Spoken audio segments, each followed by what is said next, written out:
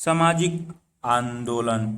विश्व भर में बड़ी संख्या में विद्यार्थी तथा कार्यालय कर्मी अपने काम पर 5 या 6 दिन ही जाते हैं तथा सप्ताहांत में विश्राम करते हैं। फिर भी छुट्टी वाले दिन आराम करने वाले व्यक्तियों में से बहुत थोड़े लोगों को ही बस इस बात का आभास है कि यह छुट्टी का दिन मजदूरों के एक लंबे संघर्ष का परिणाम है। कार्य दिवस का 8 घंटे से अधिक का न होना, पुरुषों तथा महिलाओं को समान कार्य के लिए समान मजदूरी दिया जाना तथा मजदूरों की सामाजिक सुरक्षा तथा पेंशन के अधिकार एवं अन्य बहुत से अधिकार सामाजिक आंदोलन के द्वारा प्राप्त किए गए थे। सामाजिक आंदोलनों ने उस विश्व को एक आकार दिया है जिसमें हम रहते हैं और ये निरंतर ऐसा कर रहे हैं। बॉक्स 8.1 मतदान का अधिकार, सार्वभौमिक वयस्क मत अधिकार अथवा प्रत्येक वयस्क को मत देने का अधिकार भारतीय संविधान द्वारा दिए गए प्रमुख अधिकारों में से एक है। इसका अर्थ यह है कि हम स्वयं अपने द्वारा चुने हुए प्रतिनिधियों के अतिरिक्त किसी भी अन्य व्यक्ति द्वारा शासित नहीं हो सकते हैं। यह अधिकार औपनिवेशिक शासन के दिनों से मौलिक रूप से भिन्न है, जब व्यक्तियों को ब्रिटिश राजसत्ता का प्रतिनिधित्व करने वाले औपनिवेशिक अधिकारियों के समक्ष झुकना पड़ता था। हालांकि ब्रिटेन में भी सभी को मतदान का अधिकार नहीं था। मतदान का अधिकार संपत्ति के स्वामियों तक ही सीमित था। चार्टरवाद चार्टरिज्म इंग्लैंड में संसदीय प्रतिनिधि से सामाजिक एवं सामाजिक आंदोलन था। सन 1839 में 12.50 लाख से अधिक व्यक्तियों ने जन चार्टर पीपुल्स चार्टर पर हस्ताक्षर करके सार्वभौमिक वयस्क मताधिकार मतपत्र द्वारा मतदान तथा संपत्तिहीन होने पर भी चुनाव में खड़े होने के अधिकार की मांग की। सन 1842 में उक्त आंदोलनों ने 3,25,000 हस्ताक्षर एकत्रित किए, जो एक छोटे देश के लिए बहुत बड़ी संख्या थी। फिर भी प्रथम विश्व युद्ध के बाद ही सन 1918 में 21 वर्ष से अधिक आयु के सभी लोग पुरुषों, 30 वर्ष से अधिक आयु की विवाहितों, गृह स्वामिनियों तथा विश्वविद्यालयी स्नातक महिलाओं को मतदान का अधिकार मिला। जब सफ्रेगेट्स महिला आंदोलन ने सभी वयस्क महिलाओं के लिए मताधिकार का मामला उठाया तो उनका कड़ा विरोध हुआ तथा उनका आंदोलन निर्ममता से कुचल दिया गया। क्रियाकलाप 8.1 अपने जीवन की अपनी दादी नानी के जीवन से तुलना कीजिए। यह आपके जीवन से किस प्रकार भिन्न है? आपके जीवन में ऐसे कौन से अधिकार हैं जिन्हें आप सहज भाव से स्वीकार करते हैं और जो उनको प्राप्त नहीं थे? चर्चा करें। प्रायः हम यह मान लेते हैं कि जिन अधिकारों का हम उपभोग करते हैं वे यूं ही प्राप्त हो गए।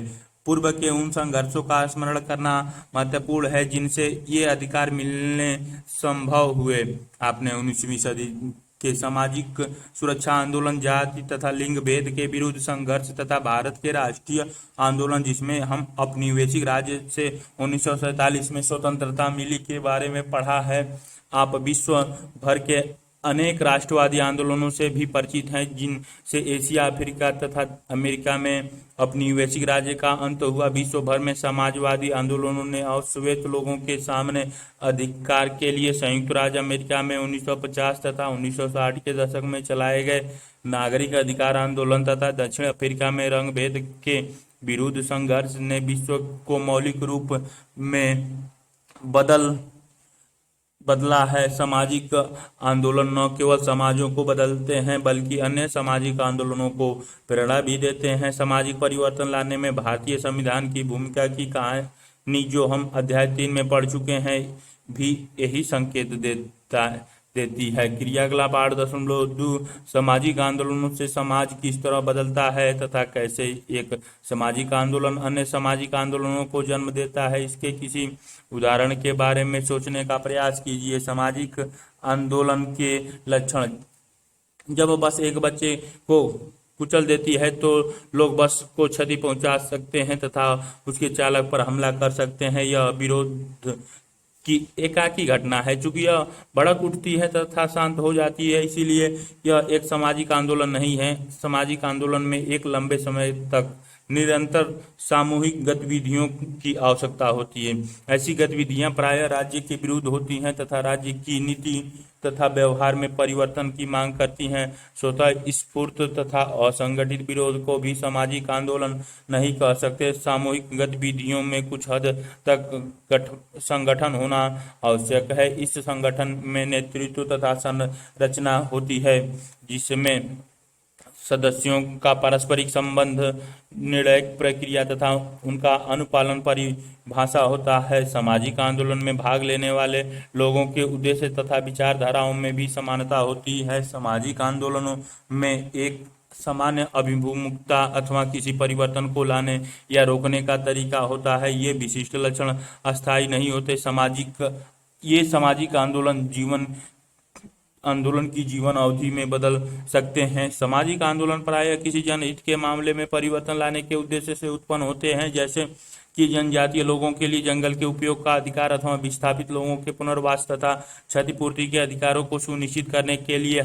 ऐसे ही अन्य मुद्दों के बारे में सोचिए जिन्हें सामाजिक आंदोलन ने पूर्व तथा वर्तमान में उठाया हो। जबकि सामाजिक आंदोलन सामाजिक परिवर्तन लाना चाहते हैं, कभी कभी यथापूर्वक स्थिति बनाए रखने के लिए प्रतिरोध आंदोलन जन्म लेते हैं। ऐसे प्रतिरोधी आंदोलन के कई कारण हैं। जब राजा राम मोहन राय ने सती प्रथा का विरोध किया था तथा ब्रह्म समाज की स्थापना की, तो सती प्रथा के प्रतिरक्षकों ने धर्म सभा स्थापित की तथा अंग्रेजों को सती के विरुद्ध कानून न बनाने के लिए याचिका दी। सभी सुधारवादियों ने बालिकाओं के लिए शिक्षा की मांग की, तो बहुत से लोगों ने यह कहकर इसका विरोध किया कि यह समाज के लिए विनाशकारी होगा। जब सुधारकों ने विधवा पुनर्विवाह का प्रचार किया तो उनका सामाजिक बहिष्कार किया गया। जब तथाकथित निम्न जाति के बच्चों ने स्कूल में नाम लिखवाया तो कुछ तथाकथित उच्च जाति के बच्चों को उनके परिवारों द्वारा स्कूलों से निकाल लिया गया। किसान आंदोलनों को भी प्रायः क्रूरता से दबाया गया। हाल में हमारे देश में पूर्व में बहिष्कार समूह जैसे कि दलितों के सामाजिक आंदोलनों से उनके विरुद्ध बदले की कार्रवाई का उदय हुआ। इस तरह शिक्षण संस्थाओं में आरक्षण देने के प्रस्ताव से उनका विरोध करने वाले प्रतिरोधी आंदोलनों का जन्म हुआ। सामाजिक आंदोलन आसानी से समाज को नहीं बदल सकते, चूंकि यह संरक्षित हितों तथा मूल्यों दोनों के विरुद्ध होते हैं, इसीलिए इनका विरोध तथा प्रतिकार होना स्वाभाविक है। लेकिन कुछ समय के बाद परिवर्तन होते भी हैं। जहां विरोध समूह गतिविधियों का सर्वाधिक मूर्त रूप है, वहीं सामाजिक आंदोलन समान रूप से महत्वपूर्ण अन्य तरीकों से भी कार्य करता है। सामाजिक आंदोलनकारी लोगों को उनके संबंधित मुद्दों पर प्रेरित करने के लिए सभाएं करते हैं। ऐसी गतिविधियां साझा सोच में सहायक होती हैं तथा सामूहिक एजेंडा को आगे बढ़ाने में स्वीकृति की भावना अथवा आम सहमति के लिए लोगों को तैयार करवाती हैं। सामाजिक आंदोलन पर 4 योजनाएं भी बनाते हैं, जिसमें सरकार पर दबाव बनाने वाले, संचार और जनमत तैयार करने वाले अन्य महत्वपूर्ण लोग भी शामिल होते हैं। अध्याय 3 में इस विषय पर की गई चर्चा को याद कीजिए। सामाजिक आंदोलन विरोध के विभिन्न साधनों को भी विकसित करता है, जैसे मोमबत्ती या मसाला जुलूस, काले कपड़े का प्रयोग, नुक्कड़ नाटक, गीत, कविताएं इत्यादि। गांधी जी ने स्वतंत्रता आंदोलन में अहिंसा, सत्याग्रह तथा चरखे के प्रयोग जैसे नए तरीकों को अपनाया। विरोध के नए तरीके जैसे कि धरना तथा नमक के उत्पादन पर औपनिवेशिक प्रतिबंध की अवहेलना का स्मरण करें। क्रियाकलाप 8.3 विभिन्न सामाजिक आंदोलनों की एक सूची बनाइए जिनके बारे में आपने सुना अथवा पढ़ा हो। वे क्या परिवर्तन लाना चाहते हैं, वे किन परिवर्तन को रोकना चाहते हैं। बॉक्स 8.2 सत्याग्रह की झांकी। भारत के राष्ट्रीय आंदोलन के दौरान विदेशी सत्ता या पूंजी का मेल सामाजिक विरोध का केंद्र बिंदु था। महात्मा गांधी ने भारत में कपास उगाने वालों तथा बुनकरों का जीविका जो सरकार की मिल में तैयार कपड़ों की तरफदारी करने की नीति से नष्ट हो गई थी, के समर्थन में हाथ से कात तथा बुना वस्त्र, खादी, पहना, नमक बनाने के लिए बहुचर्चित दांडी यात्रा, अंग्रेजों की कर नीतियों जिसमें उपभोग की मूलभूत सामग्री के उपभोक्ताओं पर साम्राज्य को लाभ पहुंचाने के लिए बहुत अधिक भार डाला गया था के खिलाफ एक विरोध था। गांधी के प्रतिदिन के जन उपभोग की चीजों जैसे कपड़ा और नमक को चुना और उन्हें प्रतिरोध का प्रतीक बना दिया। गांधी जी नमक कानून तोड़ते हुए 1930 गांधी जी सबने अवज्ञा आंदोलन के एक भाग के रूप में अपना प्रतिरोध दिखाते हुए नमक कानून तोड़ा। साथ दिए गए चित्र में महिलाएं नमक की कड़ाही में लवण जल डालते हुए दिखाई दे रही हैं। स्रोत नेहरू स्मृति संग्रहालय एवं पुस्तकालय नई दिल्ली का दृश्य से लिया गया है। बाक्स 8.3 बिमला विमल दादा साहेब मोरे 1917 पादरी समुदाय में जन्मे। अंकुश काले का एक जनसभा में भाषण। पादरी बहुत कुशल शिकारी होते हैं, फिर भी समाज हमें केवल अपराधियों के रूप में ही पहचानता है। हमारे समुदाय को चोरी के अभियोग में पुलिस की पड़ताल सहनी पड़ती है। गांव में जब भी कोई चोरी होती है तो हमें ही पकड़ा जाता है। पुलिस हमारी महिलाओं का शोषण करती है तथा हमें उनका अपमान देखना पड़ता है। समाज हमें दूर रखना चाहता है क्योंकि हमें चोर कहा जाता है। किंतु क्या कभी लोगों ने हमारे बारे में सोचा है हमारे लोग चोरी क्यों करते हैं? वही वह समाज है जिसने हमें चोर बनाने पर मजबूर किया है। वे कभी हमें काम पर नहीं रखते क्योंकि हम पादरी हैं। स्रोत शर्मिला रेंगे writing caste writing gender narrating Dalit women's testimonios जबान काली नई दिल्ली 2006। अभ्यास प्रश्न 8.3 नीचे दिए गए आख्यान को पढ़िए। एक नई सोच साझा सोच किस प्रकार विकसित हो रही है? प्रभुत्वशाली समाज के बोध पर किस प्रकार प्रश्न उठाए जा रहे हैं? सामाजिक परिवर्तन तथा सामाजिक आंदोलन में अंतर। सामान्य रूप से सामाजिक परिवर्तन तथा सामाजिक आंदोलन में अंतर करना महत्वपूर्ण है। सामाजिक परिवर्तन निरंतर रूप से आगे बढ़ता है रहता है। सामाजिक परिवर्तन की बृहद ऐतिहासिक प्रक्रियाएं असंख्य व्यक्तियों तथा सामूहिक गतिविधियों का परिणाम होती है। सामाजिक आंदोलन किसी विशिष्ट उद्देश्य की ओर निर्देशित होते हैं। इसमें लंबा तथा निरंतर सामाजिक प्रयास तथा लोगों की गतिविधियां शामिल होती हैं। अध्याय 2 में हमारी चर्चा के आधार पर हम सांस्कृतिकरण तथा पाश्चात्यीकरण को सामाजिक परिवर्तन के रूप में तथा 19वीं सदी के सामाजिक सुधारकों द्वारा समाज में परिवर्तन के प्रयासों को सामाजिक आंदोलन के रूप में देख सकते हैं। समाजशास्त्र तथा सामाजिक आंदोलन। सामाजिक आंदोलनों का अध्ययन समाजशास्त्र के लिए क्यों महत्वपूर्ण है? प्रारंभ से ही समाजशास्त्र विषय सामाजिक आंदोलनों में रुचि लेता रहा है। फ्रांसीसी क्रांति राजतंत्र को उखाड़ फेंकने तथा स्वतंत्रता समानता तथा बंधुत्व स्थापित करने के उद्देश्य से चलाए गए अनेक सामाजिक आंदोलनों की एक हिंसा परिणति थी। ब्रिटेन में औद्योगिक क्रांति के दौरान बहुत से सामाजिक उतार चढ़ाव हुए। कक्षा 11th की एनसीईआरटी बुक फर्स्ट में पश्चिम में समाजशास्त्र के उदय पर हमारी चर्चा का स्मरण करें। गांव से नगरों में काम की तलाश में आए गरीब मजदूरों तथा कारीगरों ने उन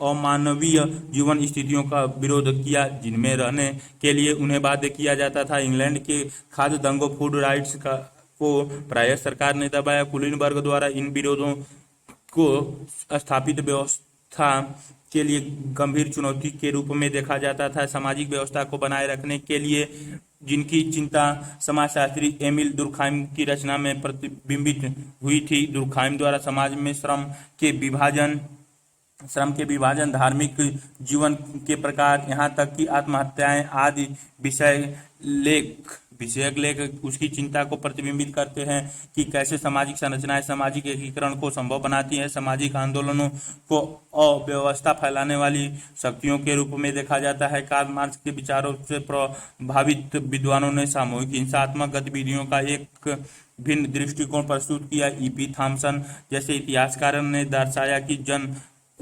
जनसंकुल तथा भीड़ समाज को नष्ट करने के लिए अजारक गुंडों द्वारा बनाई हुई नहीं होती है, इसके बजाय उनमें भी नैतिक अर्थव्यवस्था होती है। दूसरे शब्दों में उनमें भी उनकी गतिविधियों के विषय में सही और गलत की समझ साझी समझ होती है। उनके शोध ने दर्शाया कि नगरीय क्षेत्रों में गरीब लोगों के पास विरोध करने के लिए उपयुक्त कारण होते हैं। वे प्रायः सार्वजनिक रूप से विरोध करते हैं क्योंकि उनके पास वचन के विरुद्ध अपना गुस्सा और क्षोभ प्रकट करने का कोई दूसरा तरीका नहीं होता है। सामाजिक आंदोलनों के सिद्धांत सापेक्षिक वंचन के सिद्धांत के अनुसार सामाजिक संघर्ष तब उत्पन्न होता है जब एक सामाजिक समूह यह महसूस करता है कि वह अपने आसपास के लोगों से खराब स्थिति में है। ऐसा संघर्ष सफल सामूहिक विरोध के रूप में परिणत हो सकता है। यह सिद्धांत सामाजिक आंदोलनों को भड़काने में मनोवैज्ञानिक कारकों जैसे क्षोभ तथा रोष की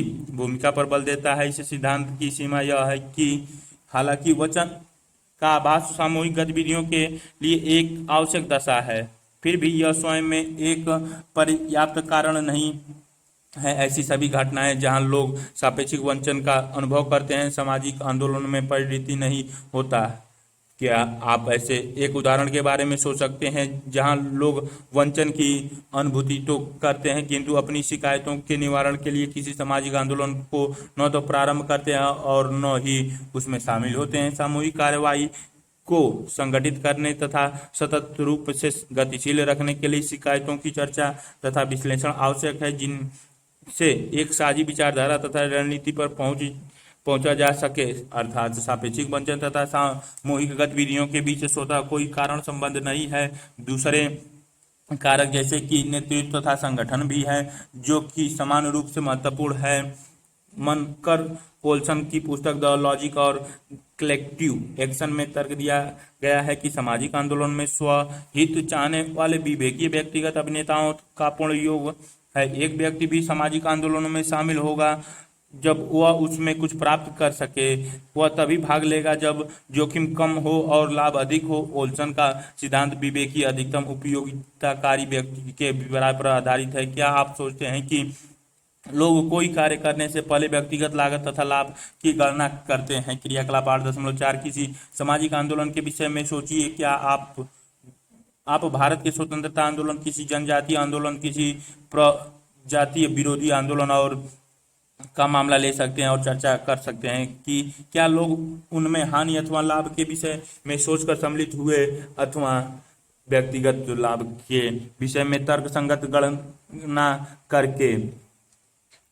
मैकार्थी और जेल्ड ने संसाधन गतिशीलता का सिद्धांत प्रस्तावित किया और ओल्सन की इस कल्पना को निरस्त कर दिया कि सामाजिक आंदोलन स्वहित चाहने वाले व्यक्तियों से बने होते हैं। इसके स्थान पर तर्क था कि उनका सामाजिक आंदोलनों की सफलता साधनों अथवा विभिन्न प्रकार की योग्यता को गतिशील करने की क्षमता पर निर्भर होती है। अगर एक आंदोलन नेतृत्व, संगठनात्मक क्षमता तथा संचार सुविधाओं जैसे संसाधनों को एकत्र कर सकता है तथा उन्हें उपलब्ध राजनीतिक अवसर संरचना में प्रयोग कर सकता है तो वह प्रभावशाली हो सकता है। आलोचक तर्क देते हैं कि सामाजिक आंदोलन उपलब्ध संसाधनों द्वारा सीमित नहीं होता। यह नए प्रतीक तथा पहचानों जैसे संसाधनों की रचना कर सकता है, जैसा कि असंख्य गरीब लोगों के जन आंदोलन दिखाते हैं कि संसाधनों की कमी एक बाध्यता नहीं होती। प्रारंभिक सीमित भौतिक संसाधनों तथा संगठनात्मक आधार के साथ भी एक आंदोलन संघर्ष की प्रक्रिया द्वारा संसाधनों की उत्पत्ति कर सकता है। अतीत तथा समकालीन समय में ऐसे उदाहरणों के बारे में सोचिए। सामाजिक संघर्ष से सामूहिक क्रिया स्वतः नहीं हो जाती है। ऐसी कार्रवाई के लिए एक समूह द्वारा स्वयं को उत्पीड़ित व्यक्तियों के रूप में चेतनात्मक रूप से विचार करना तथा अपनी पहचान बनाने भी आवश्यक है। इसके लिए एक संगठनात्मक नेतृत्व तथा एक स्पष्ट विचारधारा भी होनी चाहिए। हालांकि अक्सर सामाजिक विरोध इनका अनुसरण नहीं करते। लोगों में एक स्पष्ट विचार हो सकता है कि कैसे उनका शोषण हो रहा है, परंतु फिर भी वे प्रायः इसको प्रकट राजनीतिक गतिशीलता तथा विरोध द्वारा चुनौती नहीं दे पाते। जेम्स स्कॉट ने अपनी पुस्तक वेपन्स ऑफ द वीक में मलेशिया के किसानों और मजदूरों के जीवन का विश्लेषण किया है। अन्याय के विरुद्ध न जानबूझकर धीरे काम करने जैसे छोटे मोटे तरीकों का स्वरूप लिया। इस तरह के कार्य को प्रतिरोध के कार्य के रूप में परिभाषित किया गया है। बॉक्स 8.4 दक्षिण एशिया में गरीब महिलाओं पर किए गए अध्ययन में दर्शाया गया है कि उन्हें अक्सर अपनी बचत में से कुछ पैसे अपने पतियों को शराब पीने हेतु देने के लिए बाध्य होना पड़ता है। तब उन्होंने अपना पैसा दो जगह छुपाने का एक तरीका निकाला। जब उन्हें परिश्रम से बचाए पैसों को देने के लिए बाध्य होना पड़ता था तो वे उसे छुपाई हुई जगहों में से एक में से निकाल लेती थीं और इस प्रकार दूसरी जगह छुपाए हुए पैसे को बचा लेती थीं। भाग 8.4 का अभ्यास करें। क्या यह प्रतिरोध की कार्रवाई है अथवा उत्तरजीविता की रणनीति साधक रचना तंत्र? चर्चा करें। सामाजिक आंदोलनों के प्रकार। वर्गीकरण का एक प्रकार सुधारवादी प्रतिदानात्मक क्रांतिकारी सामाजिक आंदोलन कई प्रकार के होते हैं। उन्हें निम्न प्रकार से वर्गीकृत किया जा सकता है। पहला प्रतिदानात्मक तथा रूपांतरणकारी, दूसरा सुधारवादी तथा तीसरा क्रांतिकारी प्रतिदानात्मक। सामाजिक आंदोलन का लक्ष्य अपने व्यक्तिगत सदस्यों की व्यक्तिगत चेतना तथा गतिविधियों में परिवर्तन लाना होता है। उदाहरण के लिए केरल के इजहावा समुदाय के लोगों ने नारायण गुरु के नेतृत्व में अपनी सामाजिक प्रथाओं को बदला। सुधारवादी सामाजिक आंदोलन वर्तमान सामाजिक तथा राजनीतिक विन्यासों को धीमे प्रगतिशील चरण द्वारा बदलने का प्रयास करता है। सन 1960 के दशक में भारत के राज्यों को भाषा के आधार पर पुनर्गठित करने अथवा हाल के सूचना के आधार पर एक अभियान सुधारवादी आंदोलनों के उदाहरण है। क्रांतिकारी समाज आंदोलन सामाजिक संबंधों के आमूल रूपांतरण का प्रयास करते हैं। प्राय राजसत्ता पर अधिकार के द्वारा रूस की बेल्शेविक क्रांति, जिसने जार को अपदस्थ करके साम्यवादी राज्य की स्थापना की, तथा भारत में नक्सली आंदोलन जो दमनकारी भूस्वामियों तथा राज्य अधिकारियों को हटाना चाहते हैं, की क्रांतिकारी आंदोलन के रूप में व्याख्या की जाती है। क्या आप इन सामाजिक आंदोलनों को ऊपर दी गई श्रेणियों के आधार पर वर्गीकृत कर सकते हैं?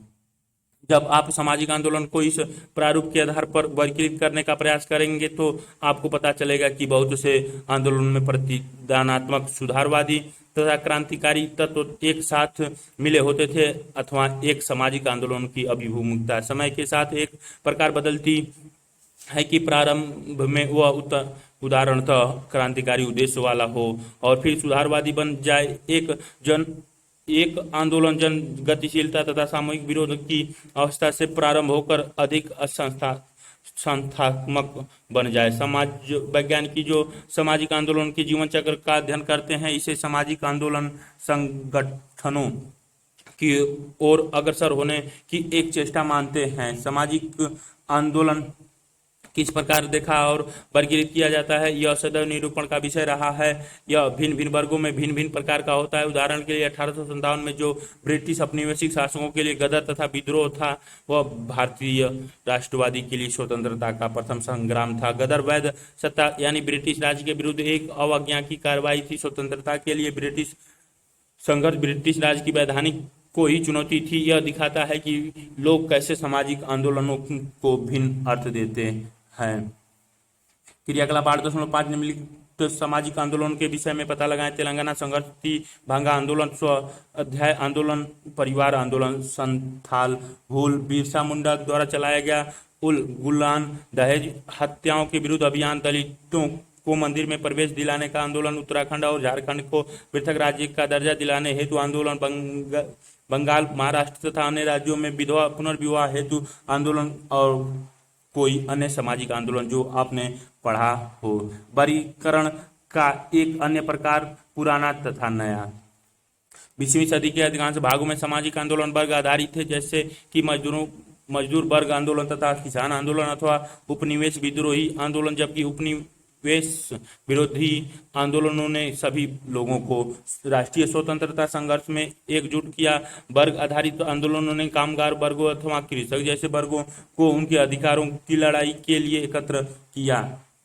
इसी प्रकार पिछली सदी के सर्वाधिक दूरगामी आंदोलन वर्ग आधारित अथवा राष्ट्रीय स्वतंत्रता संघर्ष पर आधारित थे। आपने अपनी इतिहास की पुस्तक में यूरोप में कामगारों के आंदोलनों के बारे में पढ़ा है, जिसमें राष्ट्रीय साम्यवादी आंदोलन का उदय हुआ। इसके अतिरिक्त विश्व भर में साम्यवादी तथा समाजवादी राज्यों का गठन हुआ, जिनमें सोवियत संघ, चीन तथा क्यूबा मुख्य रूप से उल्लेखनीय है। इन आंदोलनों में पूंजीवाद में भी सुधार हुआ। पश्चिम यूरोप के पूंजीवाद राष्ट्रों में कामगारों के अधिकारों का संरक्षण तथा सार्वभौमिक शिक्षा देने वाले, स्वास्थ्य की देखभाल तथा सामाजिक सुरक्षा देने वाले कल्याणकारी राज्यों की स्थापना, साम्यवादी तथा समाजवादी आंदोलनों द्वारा उत्पन्न किए गए राजनीतिक दबाव के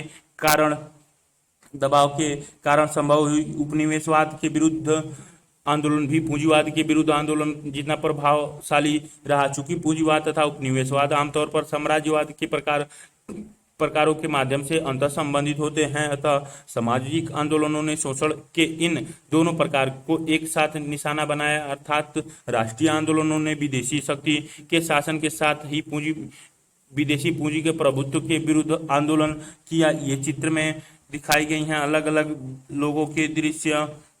द्वितीय विश्व युद्ध के बाद के दशकों में राष्ट्रीय आंदोलन के परिणाम स्वरूप भारत, मिस्र, इंडोनेशिया तथा अन्य बहुत से देशों में साम्राज्य का अंत तथा नए राज्यों का गठन देखा गया। तब से 1960 से तथा 1970 के दशक के प्रारंभ में सामाजिक आंदोलनों की एक नई लहर चली।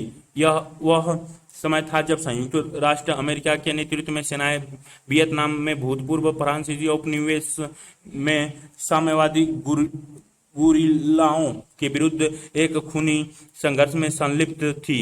यूरोप में पेरिस विद्यार्थियों के जीवंत आंदोलन का केंद्र था, जो युद्ध के विरुद्ध हड़तालों की एक श्रृंखला में कामगारों के दलों में सम्मिलित हो गया। अटलांटिक के दूसरी तरफ संयुक्त राष्ट्र अमेरिका सामाजिक विरोध के उदय का अनुभव कर रहा था। मार्टिन लूथर किंग द्वारा चलाए गए आंदोलन के बाद मैल्कम द्वारा अश्वेत शक्ति आंदोलन चलाए गए। युद्ध विरोधी आंदोलन में लाखों विद्यार्थियों ने भाग लिया, जिन्हें सरकार द्वारा अनिवार्य रूप से भर्ती करा वियतनाम में लड़ने के लिए भेजा जा रहा था। महिलाओं का आंदोलन तथा पर्यावरण आंदोलन को भी सामाजिक उथल पुथल के इस काल में बल मिला।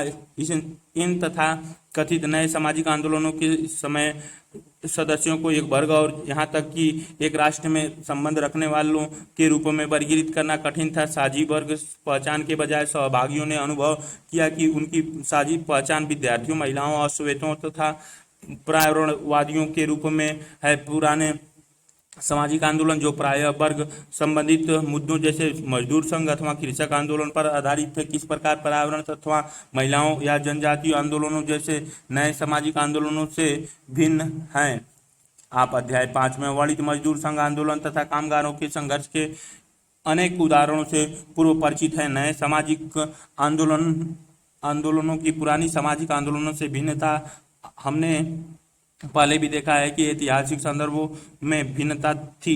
यह वह काल था जब राष्ट्रीय आंदोलन अपनी वैश्विक शक्तियों को उखाड़कर फेंक रहे थे तथा पूंजीवादी पश्चिम में कामगार वर्ग के आंदोलन राज्य से बेहतर वेतन, बेहतर जीवन दशा, सामाजिक सुरक्षा, मुक्त स्कूली शिक्षा तथा स्वास्थ्य सुरक्षा प्राप्त कर रहे थे।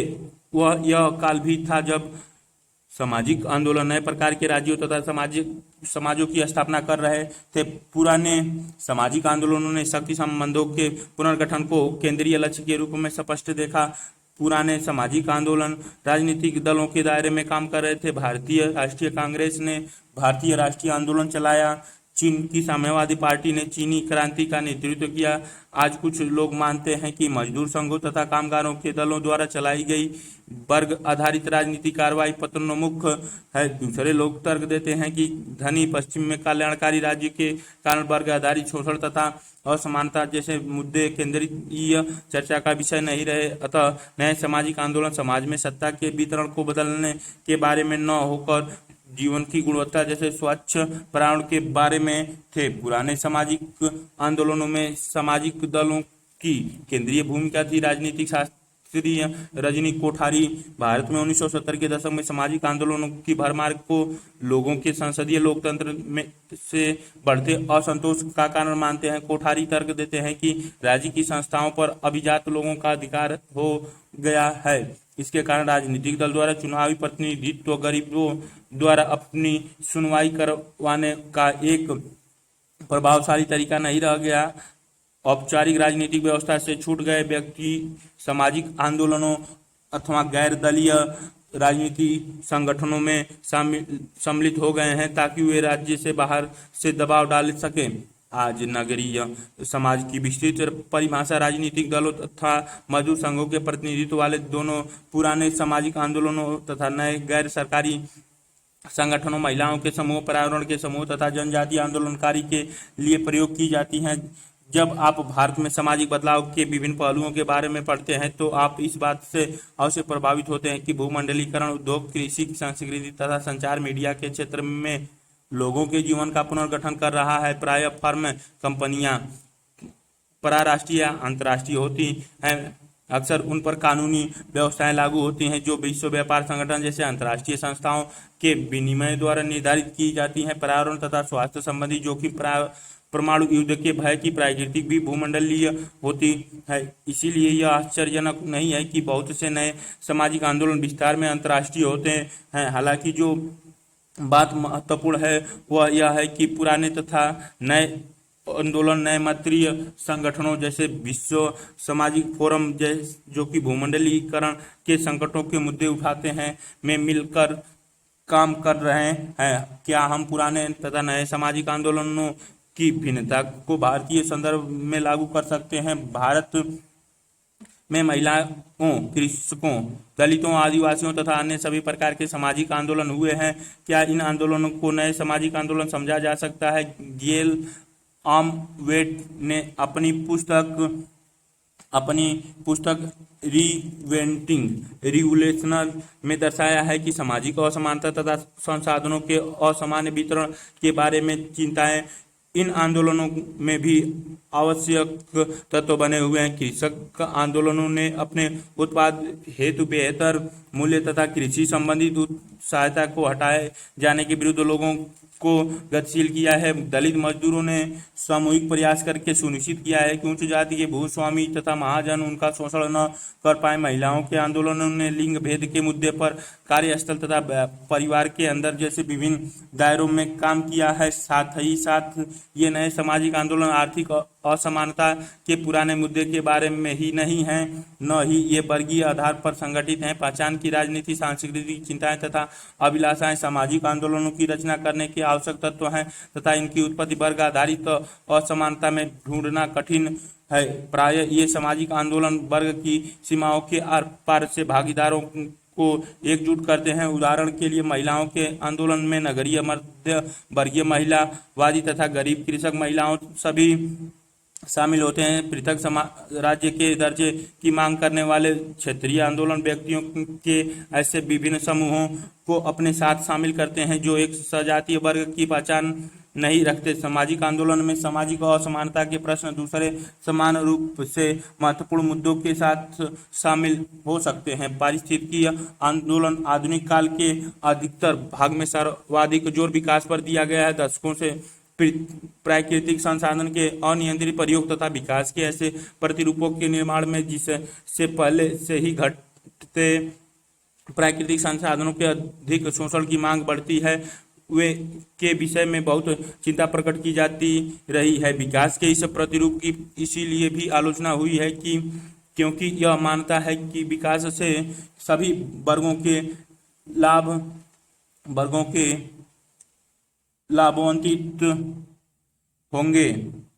यथा बड़े बांध लोगों को उनके घरों और जीवन यापन के स्रोतों से अलग कर देते हैं और उद्योग कृषकों को अपने घरों और आजीविका से औद्योगिक प्रदूषण के प्रभाव की ओर ही कहानी है। यहाँ यह पारिस्थितिकी आंदोलन से जुड़े विभिन्न मुद्दों को जानने के लिए उसका केवल एक उदाहरण ले रहे हैं। क्रियाकलाप 8.6 आपने क्षेत्र में पर्यावरण प्रदूषण के कुछ उदाहरणों का पता लगाइए, चर्चा कीजिए। आप अपने उन उदाहरणों की पोस्टर प्रदर्शनी भी लगा सकते हैं। हम पारिस्थितिकी आंदोलन के एक उदाहरण के रूप में चिपको आंदोलन की बात करते हैं। चित्र में सकलाना में विश्व पर्यावरण दिवस पर एकत्रित हुए चिपको आंदोलन 1986 की महिलाएं का दृश्य दिखाया गया है। रामचंद्र गुहा की पुस्तक अनक्वाइट वुड्स के अनुसार गांववासी अपने गांव के निकट के अनेक के ओक तथा रोहोडेंड्रोन के जंगलों को बचाने के लिए एक साथ आगे आए। सरकारी जंगल के ठेकेदार पेड़ों को काटने के लिए आए तो गांववासी, जिनमें बड़ी संख्या में महिलाएं शामिल थीं, आगे बढ़े और कटाई रोकने के लिए पेड़ों से चिपक गई। गांववासियों के जीवन निर्वाह का प्रश्न दांव पर था। सभी लोग ईंधन के लिए लकड़ी, चारा तथा अन्य दैनिक आवश्यकताओं के लिए जंगल पर निर्भर थे। इस संघर्ष ने गरीब गांववासियों की आजीविका की आवश्यकता को बेचकर राजस्व कमाने की सरकार की इच्छा के समक्ष खड़ा कर दिया। जीवन निर्वाह की अर्थव्यवस्था मुनाफे लाभ की अर्थव्यवस्था के विपरीत खड़ी थी। सामाजिक असमानता के इस मुद्दे जिसमें गांववासियों के समक्ष वाणिज्यिक तथा पूंजीवादी हितों का प्रतिनिधित्व करने वाली सरकार थी, के साथ चिपको आंदोलन ने पारिस्थितिकी सुरक्षा के मुद्दे को भी उठाया। प्राकृतिक जंगलों का काटा जाना पर्यावरणीय विनाश का एक रूप था, जिसे के परिणाम स्वरूप क्षेत्र में विनाशकारी बाढ़ तथा भूस्खलन हुए। गांववासियों के लिए ये लाल तथा हरे मुद्दे अंतर संबंध थे, जबकि उनकी उत्तर जीविता जंगलों के जीवन पर निर्भर थी। वे जंगलों का सबसे लाभ देने वाली पारिस्थितिकीय संपदा के रूपों में भी आदर करते थे। इसके साथ ही चिपको आंदोलन ने सुदूर मैदानी क्षेत्रों में स्थित सरकार के मुख्यालय, जो उनकी चिंताओं के प्रति उदासीन तथा विरुद्ध प्रतीत होता था, ये चित्र में वन विनाशी पर विचार विमर्श करते हुए जूनागढ़ हिमाचल प्रदेश की महिलाओं का दृश्य, जो कपड़े पहने खड़ी हुई हैं, के विरुद्ध पर्वतीय गांववासियों के रोष को भी प्रदर्शित करता है। इस प्रकार अर्थव्यवस्था, पारिस्थितिकीय तथा राजनीतिक प्रतिनिधि की चिंताएं चिपको आंदोलन पर आधारित थी। वातावरण की बेहतरी के लिए पेड़ों का होना आवश्यक है। यह सामान्यता से साफ सुथरा पर्यावरण, साफ पानी तथा आसपास की स्वच्छता पर निर्भर करता है, और यह महत्वपूर्ण भी है। इन सब बातों को ध्यान में रखते हुए भारत सरकार ने हाल ही में एकीकृत गंगा संरक्षण मिशन परियोजना, नमामि गंगे योजना एवं स्वच्छ भारत अभियान को प्रारंभ किया। ये ऐसे प्रयास हैं जो भारत की पारिस्थितिकी में सुधार करेंगे और संतुलनकारी संरचना को स्थापित करने का प्रयास करेंगे। बात से 8.5 चिपको आंदोलन। हिमालय की तलहटी में पारिस्थितिकी आंदोलन का एक उदाहरण चिपको आंदोलन की बात करते हैं, जो मिश्रित हितों तथा विचारधाराओं का एक अच्छा उदाहरण। सन 1970 की अनपेक्षित भारी वर्षा से अत्यधिक विनाशकारी बाढ़ आ गई, जो हमारी स्मृति में अभी तक नहीं आई थी। अलकनंदा घाटी में पानी ने 100 वर्ग किलोमीटर भूमि को डुबो दिया। धातु के 6 पुलों, 10 किलोमीटर की मोटर सड़क, 24 बसों तथा बहुत से अन्य वाहनों को बहा दिया। 366 घर गिर गए तथा 500 एकड़ धान की खड़ी फसल नष्ट हो गई। मानव तथा पशु जीवन को भी बहुत क्षति हुई थी। सन 1970 की बाढ़ क्षेत्र के पारिस्थितिकी इतिहास में एक महत्वपूर्ण घटना है। गांववासी, जिन्होंने विनाश की मार सही, वनों की अंधाधुंध कटाई, भूस्खलन तथा बाढ़ के बीच अब तक के दुर्बल संबंध को देखने लगे थे। यह देखा गया कि वे गांव भूस्खलन से सबसे अधिक प्रभावित हुए, जो सीधे उन जंगलों के नीचे स्थित थे जहां पेड़ों की कटाई की गई थी। गांववासियों का मामला चमोली जिले में अवस्थित एक सहकारी संगठन दसौली ग्राम स्वराज संघ ने उठाया। इन प्रारंभिक विरोधों के बावजूद सरकार ने नवंबर में जंगलों की वार्षिक नीलामी कर दी। दिए जाने वाले भूखंडों में से एक रैनी जंगल था। ठेकेदार के आदमियों ने, जो जोशीमठ से रैनी जा रहे थे, रैनी से पहले ही बस रुकवाई। गांव के बाहर से ही वे जंगल की तरफ जा रहे थे। एक छोटी लड़की, जिसने मजदूरों को उनके उपकरणों के साथ देखा था, भागकर गांव की महिला मंडल को प्रमुख गौरा देवी के पास गई। गौरा देवी ने दूसरी गृहिणियों को इकट्ठा किया और जंगल जा पहुंची। जब उन्होंने मजदूरों से कटाई कार्य प्रारंभ न करने की याचना की, तो प्रारंभ में उन्हें गालियां तथा धमकी मिली। जब महिलाओं ने झुकने से इनकार कर दिया, तो पुरुषों को अंततः चले जाना पड़ा। बॉक्स 8.5 के लिए अभ्यास। क्या यह वर्ग आधारित असमानता या संसाधनों पर वितरण के पुराने मुद्दे उठाने वाली सामाजिक आंदोलन है, अथवा यह पारिस्थितिकीय अवैधता तथा लोगों के सांस्कृतिक अधिकारों जैसे चिंताओं को उठा रहा है। बॉक्स 8.6 हमारे सामायिक वर्तमान सूचना युग में विश्व भर के सामाजिक आंदोलन, गैर सरकारी संगठनों, धार्मिक तथा मानवतावादी समूहों, मानव अधिकार समितियों, उपभोक्ता संरक्षण अधिवक्ताओं, पर्यावरण आंदोलनकारियों तथा जनहित में अभियान करने वाले अन्य लोगों जो एक विशाल क्षेत्र तथा अंतर्राष्ट्रीय जंगल में एकजुट होने में सक्षम है। उदाहरण के लिए सिएटल में विश्व व्यापार संगठन के विरुद्ध हुए विशाल विरोध का संगठन पाक्षिक रूप से इंटरनेट आधारित संजाल द्वारा किया गया था। बॉक्स 8.6 के लिए अभ्यास उपरोक्त गद्य को पढ़ें तथा चर्चा करें कि किस प्रकार सामाजिक आंदोलन भी भूमंडलीय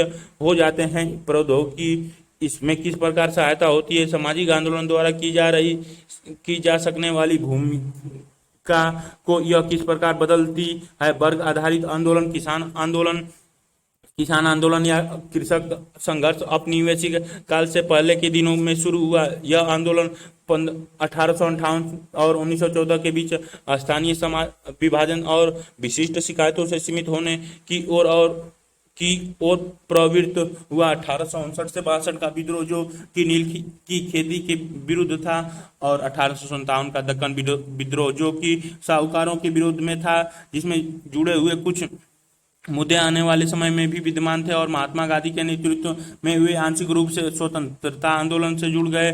उदाहरण के लिए बारदोली सत्याग्रह 1928 सूरत जिले में एक लगान विरोधी अभियान था और यह देशव्यापी असहयोग आंदोलन का हिस्सा था। यह भूमि का कर न देने का अभियान था। और 1917 से 18 में चंपारण सत्याग्रह हुआ जो नील की खेती के विरुद्ध था। 1920 का प्रतिरोध आंदोलन ब्रिटिश सरकार की वन की नीतियों के विरुद्ध था और कुछ क्षेत्रों में स्थानीय शासक भी उठ खड़े हुए। हमारे अध्याय 1 के संरचनात्मक परिवर्तनों को याद करें। 1920 से 1940 के मध्य किसान संगठन भी भड़क उठे। पहला संगठन था बिहार प्रोविंशियल किसान सभा। 1929 और 1936 में ऑल इंडिया किसान सभा का उदय हुआ। किसान सभा के द्वारा संगठित हुए और उनकी मांग थी कि किसानों, कामगारों तथा अन्य सभी वर्गों को आर्थिक शोषण से मुक्ति मिले। स्वतंत्रता के समय हमें दो मुख्य किसान आंदोलन देखने को मिले थे। पहला तिभांग आंदोलन 1946 से 1947, दूसरा तेलंगाना आंदोलन 1946 से 51। पहला संघर्ष बंगला और उत्तरी बिहार की पट्टोदारी साझा खेती का था, जिसमें उसकी पैदावार का 2/3 हिस्सा देना होता था, न कि प्रथागत आधा। इसे किसान सभा और भारतीय कम्युनिस्ट पार्टी सीपीआई का समर्थन प्राप्त था। दूसरी प्रिंसिली राज्य हैदराबाद की सामंती दशाओं के विरुद्ध था, जिसे सीपीआई ने उठाया था।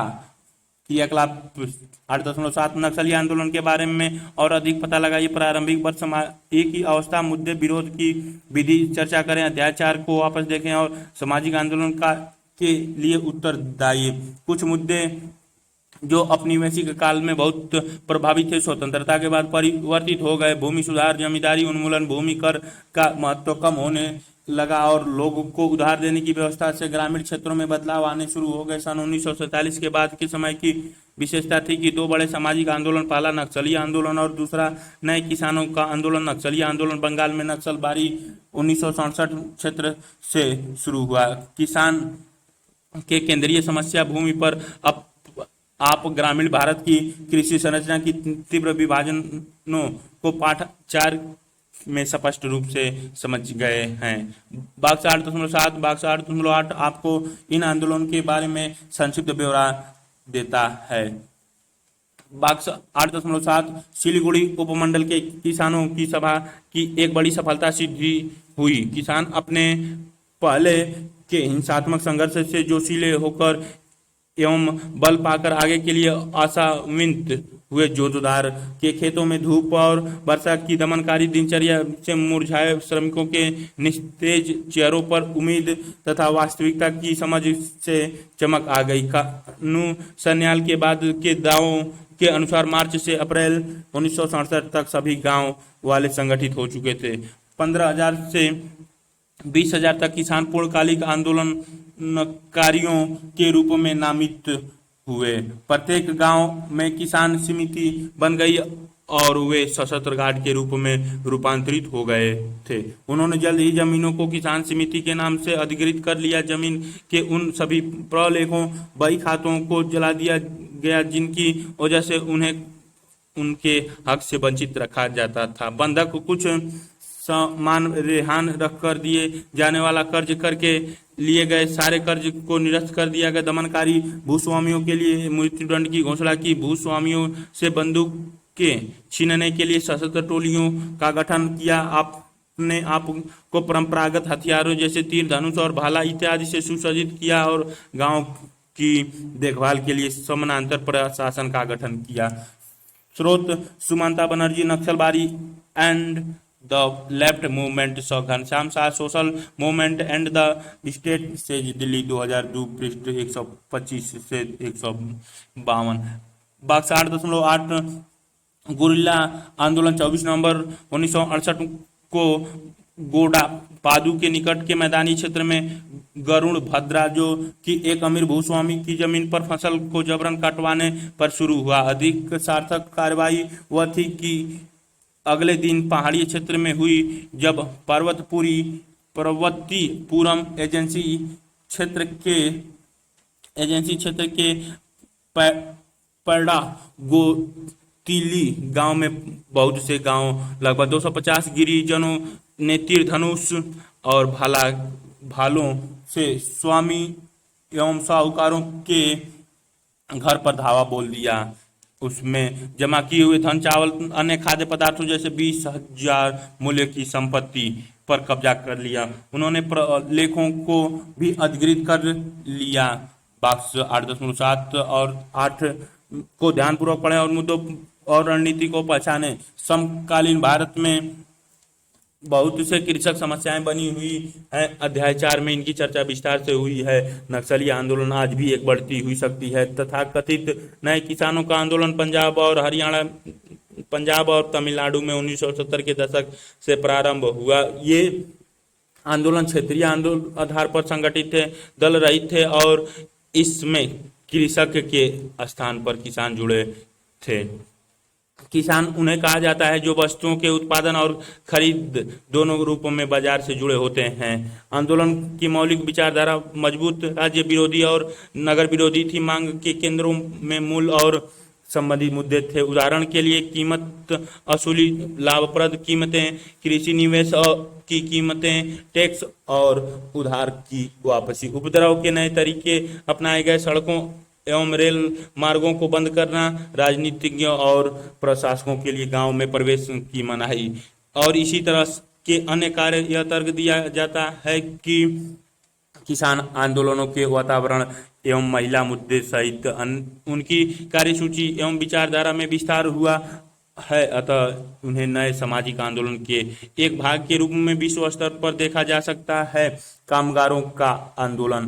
भारत में कारखानों से उत्पादन 1860 के प्रारंभ भाग में शुरू हुआ। आपको औपनिवेशिक काल में औद्योगिकरण वाले अध्याय की चर्चा का स्मरण होगा। औपनिवेशिक शासन में व्यापार का एक सामान्य तरीका था जिसके अनुसार कच्चे माल का उत्पादन भारत में किया जाता था और सामान का निर्माण यूनाइटेड किंगडम में होता और उसे उपनिवेश में बेचा जाता। इसीलिए इन कारखानों को बंदरगाह वाले शहरों कलकत्ता, कोलकाता और बम्बई, मुंबई में स्थापित किया गया। बाद में ऐसे कारखानों को मद्रास, चेन्नई में भी स्थापित किया गया।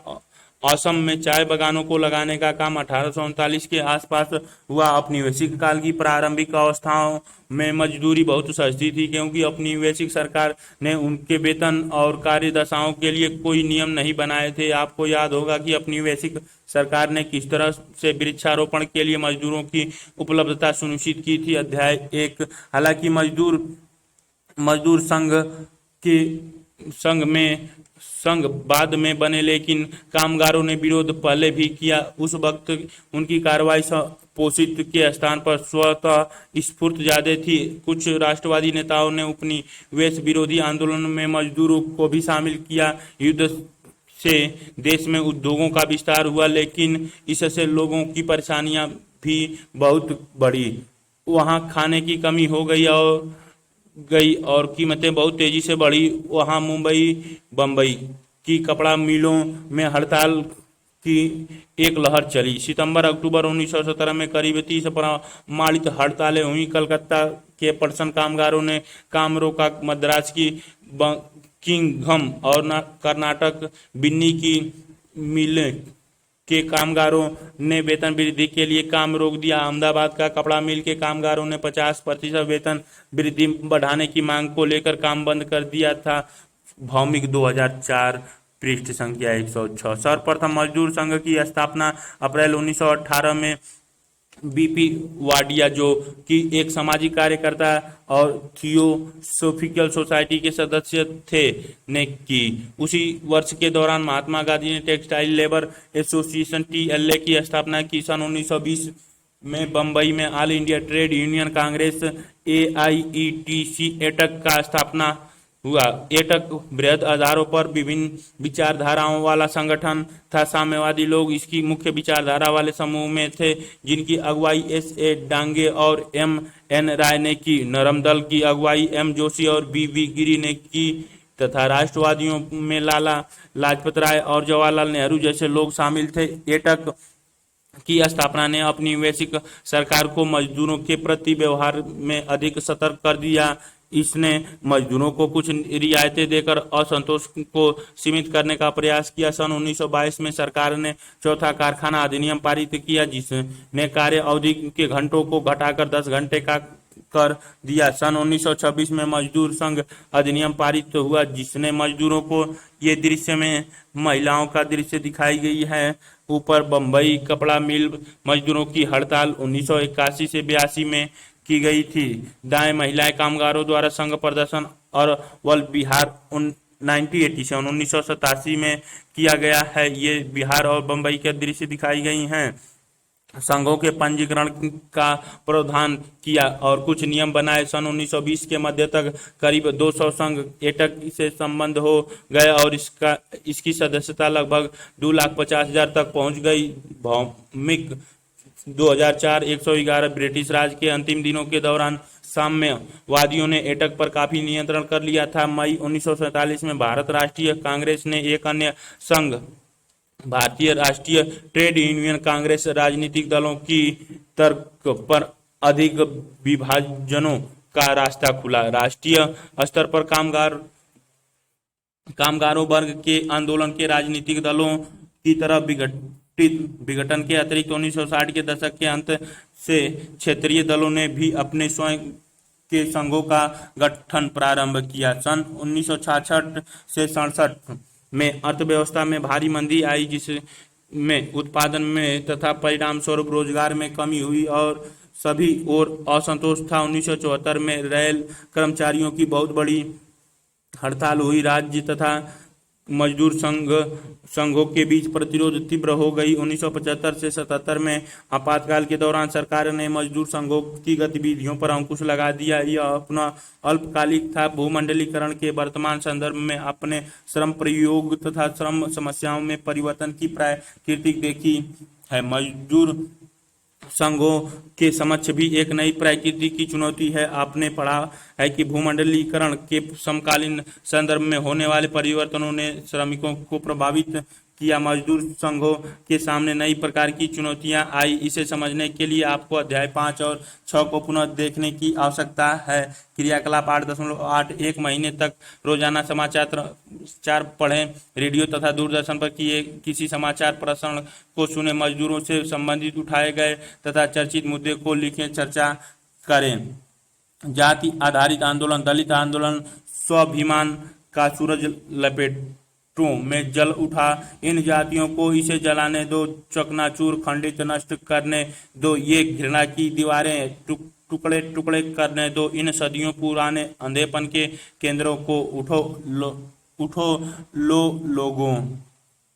लोगों। दलितों के सामाजिक आंदोलन एक विशिष्ट चरित्र दर्शाते हैं। मात्र आर्थिक शोषण अथवा राजनीतिक दबाव के संदर्भ में इनकी व्याख्या संतोषजनक रूप से नहीं की जा सकती। हालांकि ये पहलू भी महत्वपूर्ण हैं। यह एक मानव के रूप में पहचान प्राप्त करने का संघर्ष है। यह आत्मविश्वास तथा आत्मनिर्माण का स्थान पाने का संघर्ष है। यह अस्पृश्यता द्वारा उपलक्षित कलंक को समाप्त करने का संघर्ष है। इसे स्पर्श के लिए संघर्ष कहा जाता है। दलित शब्द का प्रयोग आमतौर पर मराठी, हिंदी, गुजराती तथा अन्य भारतीय भाषाओं में गरीब तथा उत्पीड़ित लोगों के लिए अर्थ में किया जाता है। इसका नए संदर्भ में प्रथम प्रयोग मराठी में 1970 के दशक 1970 के दशक के प्रारंभ में बाबा साहेब अम्बेडकर के अनुयायियों ने नव बौद्ध आंदोलनकारी के संदर्भ में किया था। इसका अभिप्राय उन लोगों से था जिन्हें उनके ऊपर के लोगों द्वारा जानबूझकर तोड़ा और धराशायी किया गया। इस शब्द में भी प्रदूषण, कर्म तथा न्यायोचित जाति स्तरण की स्वाभाविक अस्वीकृति है। देश में पहले अथवा अभी कोई एक संगठित दलित आंदोलन नहीं हुआ है। विभिन्न आंदोलनों ने दलितों से संबंधित विभिन्न मुद्दों को विभिन्न विचारधाराओं के आसपास उभरा है। हालांकि सभी एक दलित पहचान की बात कहते हैं, फिर भी इसका अर्थ सभी के लिए एक समान अथवा निश्चित नहीं होता। दलित आंदोलन की प्राकृतिक तथा पहचान के अर्थ में भिन्नता के बावजूद उनमें समानता, आत्मसम्मान और तथा अस्पृश्यता उन्मूलन के लिए एक समान की खोज हो रही है। 2001 194 से पूर्वी मध्य प्रदेश के छत्तीसगढ़ के मैदानी इलाकों में चमारों की सतनामी आंदोलन में, पंजाब के आदि धर्म आंदोलन में, महाराष्ट्र के महार आंदोलन में, आगरा के जाटों की सामाजिक राजनीतिक गतिशीलता में तथा दक्षिण भारत के ब्राह्मण विरोधी आंदोलन में देखा जा सकता है। सामयिक काल में दलित आंदोलन ने जनमंडल में निर्विवादित रूप से स्थान प्राप्त कर लिया है, जिसकी अपेक्षा नहीं की जा सकती। इसके साथ प्रचुर मात्रा में दलित साहित्य भी आया है। ये चित्र में महिला से बातें करते हुए दिखाई गई है। क्रियाकलाप 8.9 दलित साहित्य के बारे में और पता कीजिए दलित रचना में से अपनी पसंद की कोई कविता या अपनी पसंद की कोई किसी अन्य कृति पर चर्चा कीजिए। बॉक्स 8.9 अपने साथी महारों पर एक अज्ञात कवि की कविता 1890 के दशक की। उनके घर गांव से बाहर है, उनकी स्त्रियों के बालों से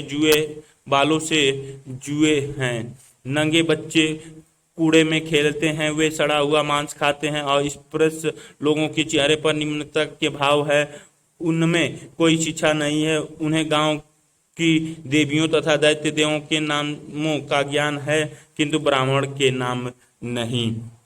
दलित साहित्य पूर्ण रूपेण चतुर्वर्ण व्यवस्था तथा जाति स्तरण के विरुद्ध है, जिन्हें ये क्रियाशील तथा निम्न जातियों के कुल अस्तित्व के दमन के लिए उत्तरदायी मानते हैं। दलित लेखक अपने स्वयं के अनुभव तथा दृष्टिकोण के आधार पर अपनी कल्पनाशीलता तथा भावों का प्रयोग करने के लिए हठी होते हैं। बहुत से लोग मानते हैं कि मुख्य धारा वाले समाज की उच्च सामाजिक कल्पनाशीलता सत्य को प्रकट करने के बजाय छुपाएगी। दलित साहित्य सामाजिक तथा सांस्कृतिक क्रांति का आह्वान करता है, जबकि कुछ लोग समान तथा पहचान के लिए सांस्कृतिक संघर्ष पर बल देते हैं तथा अन्य समाज की संरचनात्मक विशेषताओं के साथ ही आर्थिक आयामों को भी इसमें शामिल करते हैं।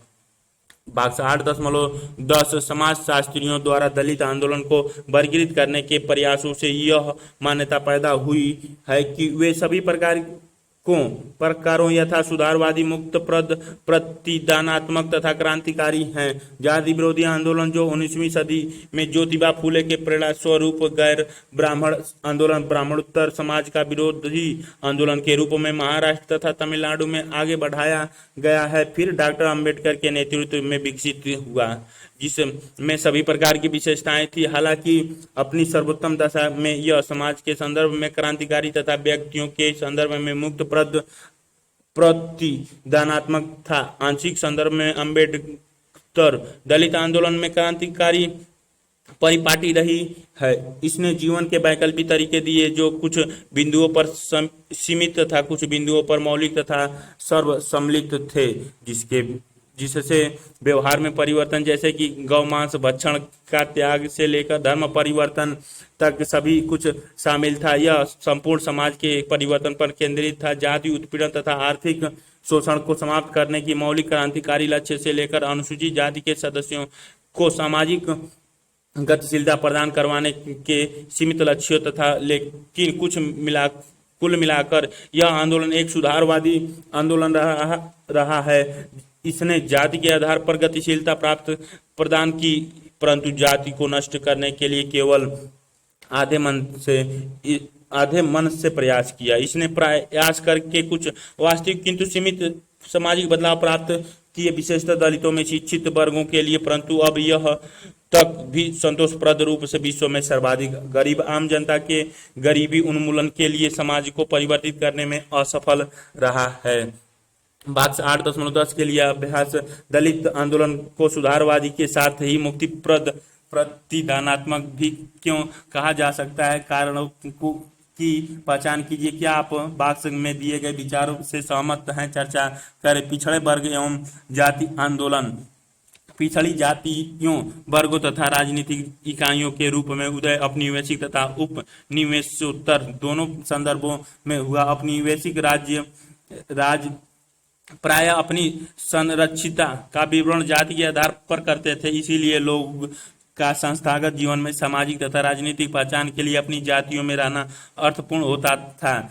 इससे समान रूप से अवस्थित जाति समूहों पर स्वयं को संगठित करना, जिसे समानांतर विस्तार कहा जाता है, पर प्रभाव पड़ा। इस प्रकार जाति अपनी कर्मकांडीय विषय वस्तु छोड़ने लगी और राजनीतिक गतिशीलता के लिए अधिक से अधिक पंथ निरपेक्ष बन गई। अध्याय 2 में पंथ निरपेक्ष पर चर्चा का स्मरण करें। पिछड़े वर्गों की संख्या का प्रयोग देश के विभिन्न भागों में 19वीं सदी के अंत में किया जा रहा है। इसका अधिक विस्तृत प्रयोग मद्रास प्रेसिडेंसी में 1872 से, मैसूर के राजशाही राज्य में 1918 से तथा बम्बई प्रेसिडेंसी में 1825 में किया जा रहा है। 1920 के दशक से देश के विभिन्न भागों में जाति के मुद्दों के आसपास एकजुट होकर बहुत से संगठन उठ खड़े हुए हैं। इनमें संयुक्त प्रोविंसी में Hindu Backward Classes League, Hindu पिछड़ा वर्ग League, All India Backward Classes Federation, अखिल भारतीय पिछड़ा वर्ग लीग शामिल है। 1954 में पिछड़े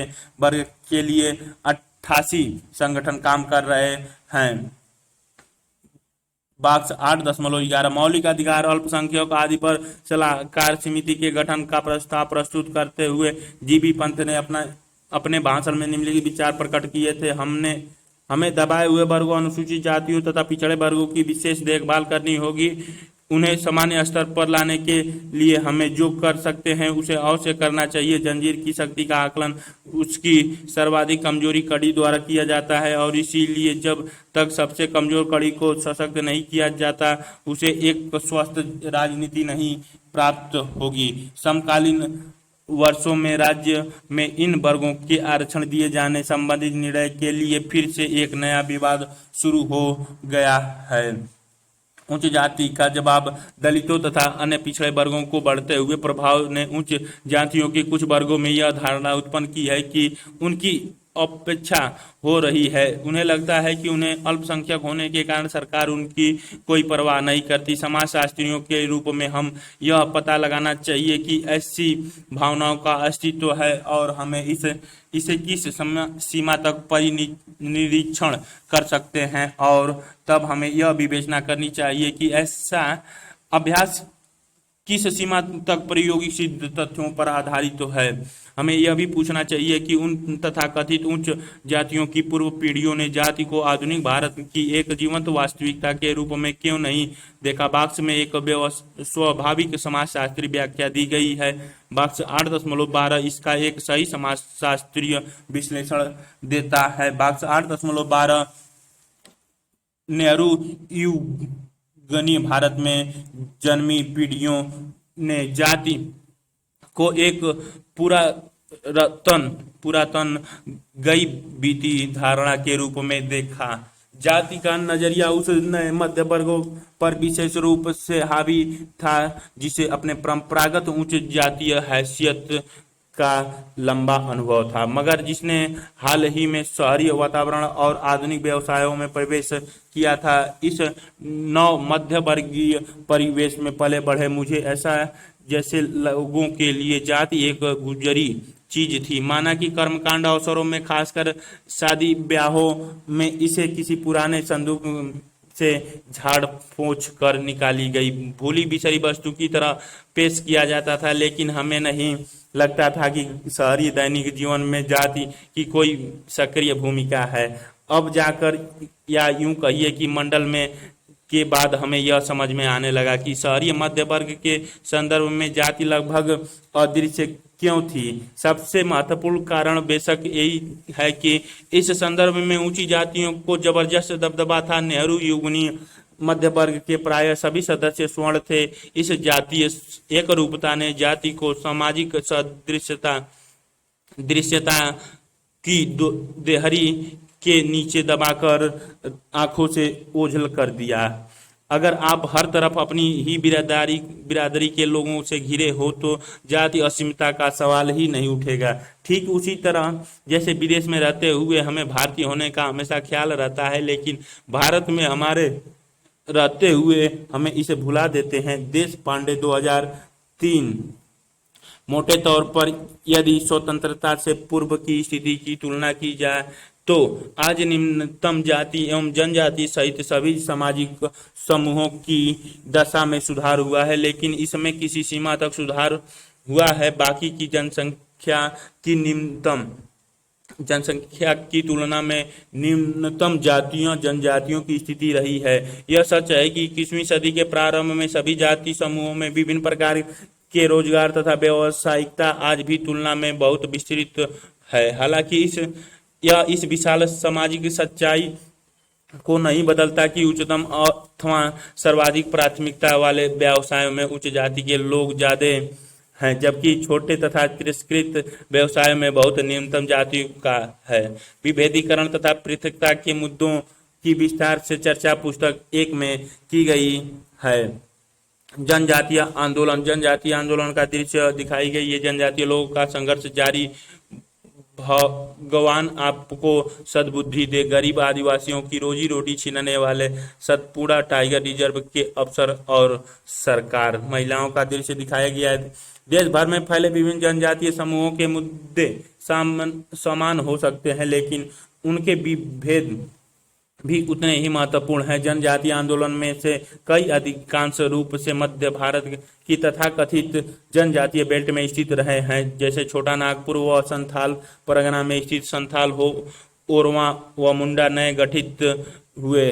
झारखंड प्रदेश का मुख्य भाग इन्हीं से बना है। हमारे लिए विभिन्न आंदोलनों के बारे में विस्तृत विवरण देना संभव नहीं है। हम उदाहरण के रूप में झारखंड की चर्चा करेंगे, जहां जनजातीय आंदोलन का इतिहास 100 वर्ष पुराना है। हम पूर्वोत्तर राज्यों के जनजातीय आंदोलन की विशेषताओं के बारे में भी संक्षिप्त में चर्चा करेंगे, परंतु इनकी भी विस्तृत विवेचना संभव नहीं है, क्योंकि एक ही क्षेत्र में जनजातीय आंदोलन के विभिन्न स्वरूप विद्यमान हो सकते हैं। झारखंड सन 2000 में दक्षिण बिहार से कटकर बनाया गया झारखंड भारत के नवनिर्मित राज्यों में से एक है। इस राज्य की स्थापना के पीछे का इतिहास 1 सदी से अधिक का प्रतिरोध है। झारखंड के लिए सामाजिक आंदोलनों के करिश्माई नेता बिरसा मुंडा का नाम एक आदिवासी था, जिसने अंग्रेजों के विरुद्ध एक बड़े विद्रोह का नेतृत्व किया। अपनी मृत्यु के बाद बिरसा इस आंदोलन का एक प्रमुख प्रतीक बन गया। उसके बारे में कहानियां और गीत पूरे झारखंड में गाए जाते हैं। बिरसा के संघर्ष की स्मृति लेखों द्वारा भी जीवित रखी गई।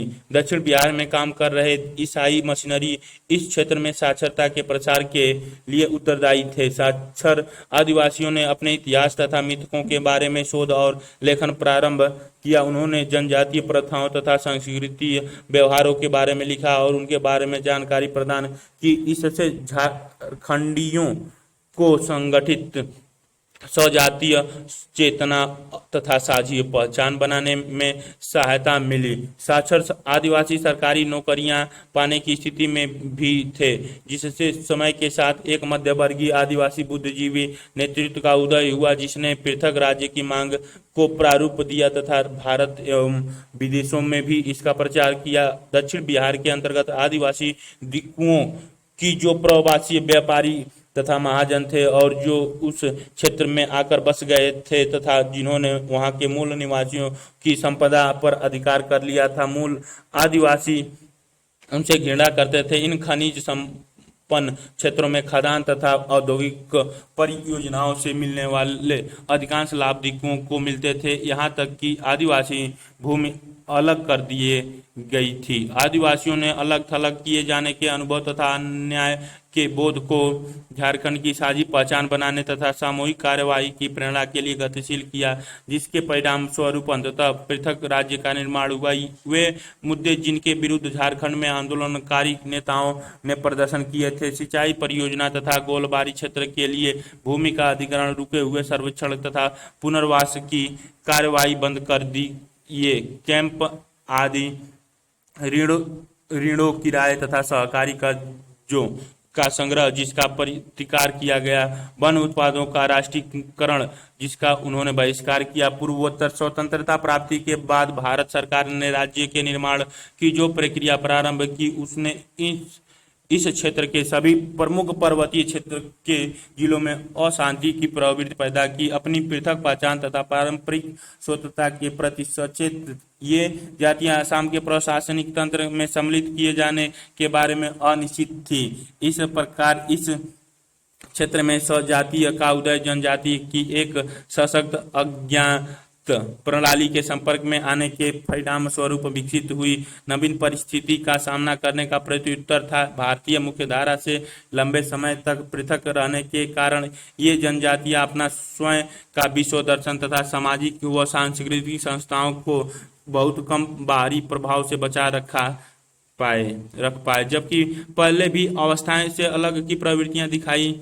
यह प्रवृत्ति भारतीय संविधान के दायरे में ही स्वतंत्रता की खोज द्वारा प्रतिस्थापित हो गई। नागबारी 2003 115 एक मुख्य उद्देश्य मुद्दा जो देश के विभिन्न भागों के जनजातीय आंदोलन को जोड़ता है वह है जनजातीय लोगों का वन भूमि से विस्थापन। इस संदर्भ में पारिस्थितिकीय मुद्दे जनजातीय आंदोलन के केंद्र में है, लेकिन इस प्रकार पहचान की सांस्कृतिक असमानता व विकास जैसे आर्थिक मुद्दे भी हैं। यह हमें पुनः भारत में पुराने तथा नए सामाजिक आंदोलनों की अस्पष्टता के प्रश्न की ओर वापस ले जाता है। महिलाओं का आंदोलन 19वीं सदी के समाज सुधार आंदोलन तथा प्रारंभिक महिला संगठन अब 19वीं सदी के समाज सुधारक आंदोलन से भली भांति परिचित हैं, जिन्होंने महिलाओं से संबंधित अनेक मुद्दे उठाए। इस पुस्तक के अध्याय 2 और पहली पुस्तक में भी इन्हें उठाया गया है। 20वीं सदी के प्रारंभ में राष्ट्रीय तथा स्थानीय स्तर पर महिलाओं के संगठनों में वृद्धि देखी गई। वीमेंस इंडियन एसोसिएशन, भारतीय महिला association, WIA 1971, All India Women's Conference, अखिल भारतीय महिला conference AIWC 1926, National Council for Women in India, Bharat में महिलाओं की राष्ट्रीय काउंसिल NCWI। ये ऐसे नाम हैं जिन्हें हम तुरंत पहचान कर बता सकते हैं, जबकि इनमें से कई की शुरुआत सीमित कार्यक्षेत्र से हुई। इन का कार्यक्षेत्र समय के साथ विस्तृत हुआ। उदाहरण के लिए प्रारंभ में AIWC का विचार था कि महिला कल्याण तथा राजनीतिक आपस में संबंध है। कुछ वर्ष बाद उसके अध्यक्षीय भाषण में कहा गया, क्या भारतीय पुरुष अथवा स्त्री स्वतंत्र हो सकते हैं यदि भारत गुलाम रहे? हम अपनी राष्ट्रीय स्वतंत्रता जो कि सभी महान सुधारकों का आधार है के बारे में चुप कैसे रह सकते हैं? चौधरी 1993 149, उत्तर पहाड़ी की एक महिला नाम गुफी आलो सबने अवज्ञा आंदोलन में भाग लेकर मशहूर हुई। ये चित्र में इनका दृश्य दिखाया गया है। यह तर्क दिया जा सकता है कि सक्रियता का यह काल सामाजिक आंदोलन नहीं था, इसका विरोध भी किया जा सकता था। चलो हम उन विशेषताओं का स्मरण करें जो सामाजिक आंदोलनों को चिन्हित करती है। इन संगठन विचारधारा नेतृत्व एक साझी समझ तथा जन मुद्दों पर परिवर्तन लाने का लक्ष्य था। सम्मिलित रूप से ये एक ऐसे वातावरण बनाने में सफल हुए जहां महिलाओं के मुद्दे की अपेक्षा नहीं की जा सकती थी। कृषक संघर्ष तथा क्रांति, प्राय यह माना जाता है कि केवल मध्य वर्गीय शिक्षित महिलाएं ही सामाजिक आंदोलन में सहभागित करती हैं। संघर्ष का एक भाग महिलाओं की सहभागिता के स्मृति इतिहास को याद करना रहा है। उपनिवेशिक काल में जनजातीय तथा ग्रामीण क्षेत्रों में प्रारंभ होने वाले संघर्षों तथा क्रांतियों में महिलाओं ने पुरुषों के साथ भाग लिया। बंगाल में भांगा आंदोलन, जिना निजाम के पूर्व शासक का तेलंगाना सशस्त्र संघर्ष तथा महाराष्ट्र में बिरली जनजाति के बंधुआ दासत्व के विरुद्ध क्रांति, ये कुछ उदाहरण है। 1947 के बाद एक मुद्दा जो प्राय उठाया जाता है कि यदि 1947 से पहले महिला आंदोलन एक सक्रिय आंदोलन था तो बाद में उसका क्या हुआ। इसकी एक व्याख्या यह दी जाती है कि राष्ट्रीय आंदोलन में भाग लेने वाली बहुत सी महिलाएं प्रतिभागी राष्ट्रीय निर्माण के कार्य में संलग्न हो गई। दूसरे लोग विभाजन के आघात को इस ठहराव का उत्तरदायी मानते हैं। 1970 के दशक के मध्य में भारत में महिला आंदोलन का नवीनीकरण हुआ। कुछ लोग इसे भारतीय महिला आंदोलन का दूसरा दौर कहते हैं, जबकि बहुत सी चिंताएं उसी प्रकार बनी रही। फिर भी संगठनात्मक रणनीति तथा विचारधाराओं दोनों में परिवर्तन हुआ। स्वायत्तता महिला आंदोलन कहे जाने वाले आंदोलन में वृद्धि हुई। स्वायत्तता शब्द, इस शब्द की ओर संकेत था कि उन महिला संगठनों से जिनके राजनीतिक दलों से संबंध थे से भिन्न यह स्वायत्तता शासित अथवा राजनीतिक दल से स्वतंत्र था। यह अनुभव किया गया कि राजनीतिक दल महिलाओं के मुद्दे को अलग थलग रखने में प्रवृत्ति रखते हैं। दहेज विरोधी संघर्ष महिलाओं के लिए ये दिखाई गई है। शाहजहां बेगम एप अपनी पुत्री की छायाचित्र के साथ, जिसकी दहेज के कारण हत्या हो गई थी, चित्र में दिखा रही हैं। संगठनात्मक परिवर्तन के अलावा कुछ नए मुद्दे भी थे जिन पर ध्यान दिया गया। उदाहरण के लिए महिलाओं के प्रति हिंसा के बारे में वर्षों से अनेक अभियान चलाए गए। आपने देखा होगा कि स्कूल के प्रार्थना पत्र में पिता तथा माता दोनों के नाम होते हैं। यह सदैव सत्य नहीं था। इसी प्रकार महिलाओं के आंदोलन के कारण महत्वपूर्ण कानूनी परिवर्तन आए हैं। भू स्वामित्व व रोजगार के मुद्दे की लड़ाई यौन उत्पीड़न तथा दहेज के विरुद्ध अधिकारों की मांग के साथ लड़ी गई है। बॉक्स 8.13 व्यापक बेरोजगार पारिस्थितिकी की क्षरण तथा अनियंत्रित निर्धनता के सामने देश में राजनीतिक गतिविधि की एक नई हलचल प्रारंभ हुई।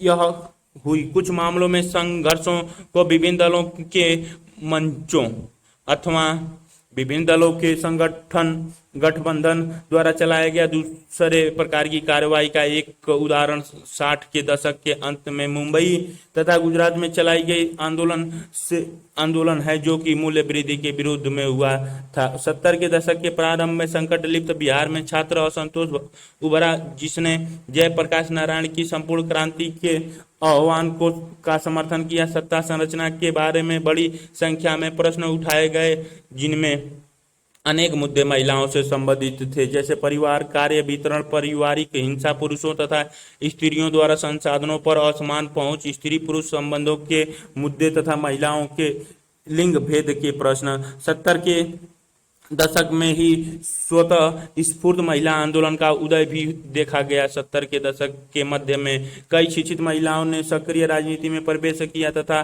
साथ ही साथ महिलाओं के मुद्दों को भी बढ़ाया। कई नगरों में महिलाओं के समूह एक साथ आए, जिन घटनाओं में इन सभाओं को संगठनात्मक प्रयासों के रूप में मूर्तिमान क्रिस्टलाइजेशन करने में उत्प्रेरक का कार्य किया वे थे। मथुरा बलात्कार कांड 1978 तथा माया त्यागी बलात्कार कांड 1980 दोनों ही पुलिस संरक्षण में बलात्कार के मामले थे, जिनसे राष्ट्रव्यापी विरोधी आंदोलन हुए। इस बात की भी स्वीकारोक्ति हुई है कि सभी महिलाएं पुरुष के मुकाबले किसी न किसी प्रकार के असुविधाग्रस्त हैं, फिर भी सभी महिलाएं एक ही स्तर या प्रकार का भेदभाव नहीं झेलती। शिक्षित मध्यवर्गीय महिलाओं की चिंता कृषक महिलाओं से उसी प्रकार भिन्न है जिस प्रकार एक दलित महिला की चिंता एक उच्च जाति की महिला से भिन्न है। हम हिंसा का उदाहरण लेते हैं। स्रोत Ilina Sen, women's politics in India, Maitreya Chaudhuri, feminism in India, women's unlimited call, New Delhi से लिया गया है। बॉक्स 8.14 महिला के विरुद्ध हिंसा के व्यवहार का विश्लेषण। जाति के अनुसार यह दिखाएगा कि जबकि प्रबल उच्च जातियों में दहेज हत्या तथा परिवार द्वारा गतिशीलता पर उग्र प्रतिबंध व नियमावली तथा लिंग भेद की घटनाएं लगातार होती हैं, वही दलित महिलाओं को कार्यस्थल पर तथा जनता में बलात्कार तथा शारीरिक हिंसा की सामूहिक तथा व्यक्तिगत चुनौती का सामना अपेक्षाकृत अधिक करना पड़ता है। स्रोत शर्मिले रेंगे, दलित women talk differently, a critique of the difference and towards a Dalit feminist standard point position। लिखा गया है बॉक्स 8.14 के लिए अभ्यास। विचार करें कि महिलाओं के एक वर्ग का अन्य वर्गों के साथ संबंध किस प्रकार भिन्न हो सकता है। क्या फिर भी सभी महिलाओं में महिलाओं के रूप में कोई समानता होगी। चर्चा करें। इस बात की मान्यता भी बढ़ गई कि स्त्री व पुरुष दोनों ही प्रबल लिंग पहचान द्वारा बाध्य हैं। उदाहरण के लिए पितृसत्तात्मक समाज में पुरुषों को लगता है कि उन्हें ताकतवर तथा सफल होना चाहिए। स्वयं को भावनात्मक रूप से प्रकट करना पुरुषोचित नहीं है। तब यह विचार आता है कि स्त्री एवं पुरुष दोनों ही स्वतंत्र होने का अधिकार समान रूप से मिलना चाहिए। निसंदेह इस विचार पर निर्भर है कि सच्ची स्वतंत्रता का अपना इच्छा अनुसार बढ़ना तथा विकास तभी संभव होगा जब कोई अन्याय न हो। जेंडर दृष्टि से समतावादी समाज मुख्यतः दो कारणों पर आधारित है। महिलाओं को शिक्षित किया जाए ताकि वे बहुउद्देशीय भूमिकाओं का सफलता से निर्वाह कर सकें एवं यौनिक अनुपात का संतुलन। ये ऐसे दो कारक हैं। हाल ही में भारत सरकार की बेटी बचाओ बेटी पढ़ाओ योजना एक ऐसी महत्वपूर्ण प्रयास है जो लैंगिक दृष्टि से समतावादी समाज में मूर्त रूप देने में सहायक होगा। निष्कर्ष। अब जब हम पुस्तक के अंत में पहुंच चुके हैं तो कदाचित यह प्रासंगिक होगा कि हम पुनः वहां वापिस जाएं जहां हमने कक्षा 11 में समाजशास्त्र की प्रथम पुस्तक से प्रारंभ किया था। हमने व्यक्ति तथा समाज के बीच द्वंद्वात्मक संबंधों की चर्चा से शुरुआत की थी। सामाजिक आंदोलन कदाचित इस संबंध को सर्वश्रेष्ठ ढंग से दिखाते हैं। ये उत्पन्न होते हैं क्योंकि व्यक्ति तथा सामाजिक समूह अपने दशा को परिवर्तित करना चाहते